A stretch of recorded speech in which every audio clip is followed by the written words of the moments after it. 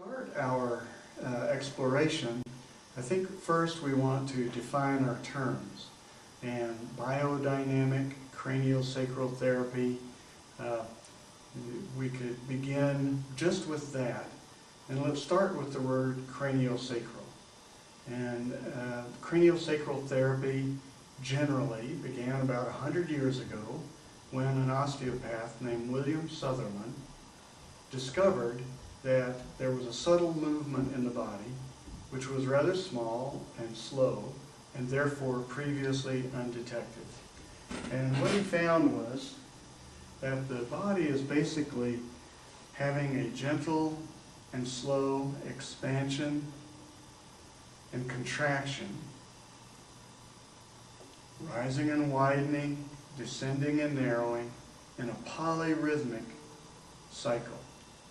So craniosacral therapy is various methods that have been developed to work with this movement. And it's been found that when this movement is present and in full expression, we have health, and when it's inhibited or obscured for any reason, then we begin to have problems. And so craniosacral therapy has been developed, especially in the last 40 years, has been developed to optimize and work with this phenomenon in many different ways.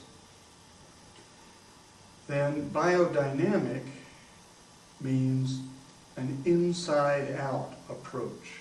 Bio means life, dynamic means movement. There are inner forces that are driving our wellness, our processes, all of our body conditions are being managed by an inner wisdom, an inner intelligence that is always present. If you cut your finger, you don't have to worry about how it's going to heal. It just knows how. It takes care of itself. And similarly, on many other conditions, we have resources inside us that can take care of a wide range of problems. So biodynamic refers to the intention of the practitioner, and the intention of the work is to mobilize and optimize and heighten these inner forces so that we sort of get well from the inside out. Our own innate healing properties are what are being mobilized and developed. In contrast, the vast majority of healthcare could be said to be an outside-in approach. That is, a person has a healthcare problem, they go to a specialist or an authority who applies a treatment such as drugs and surgery to correct the problem from the outside. And we could observe this as by far the most prevailing form of healthcare today. The inside-out concept is just being developed. It's in its infancy, really. And craniosacral therapy has proved to be a particularly auspicious field for developing an inside-out approach. Because if and when we begin to palpate this tiny movement, this subtle expansion and contraction, when we palpate that, we're getting a direct window into these inner forces, which might otherwise be missed or not fully appreciated.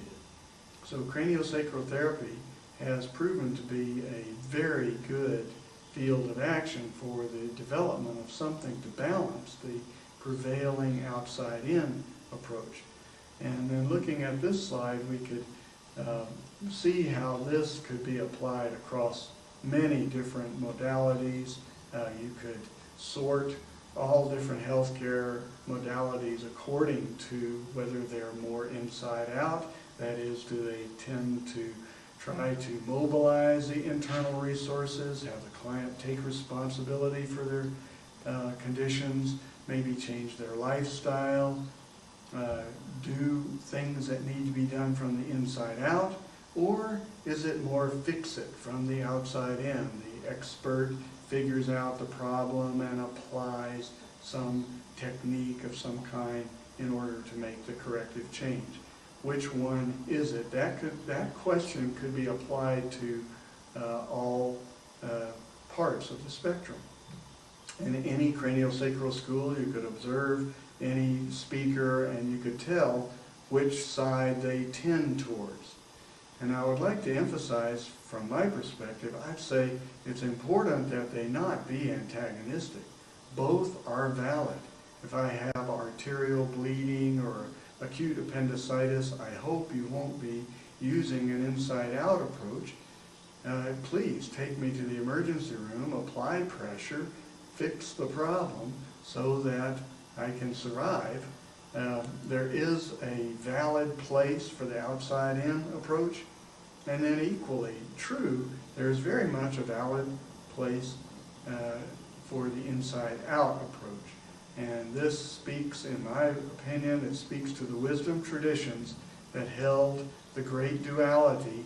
We could say the yang approach is the outside in, the external authority applies the correction, and the yin approach is the inside out, where the internal forces are given further support and allowed to manifest and make the correction from the inside. There's a great advantage if the yin approach can be developed, because the outside-in approach depends very much on the expertise of the authority. The inside-out approach depends on the inherent intelligence of the system, which is far more informed and capable of making corrections.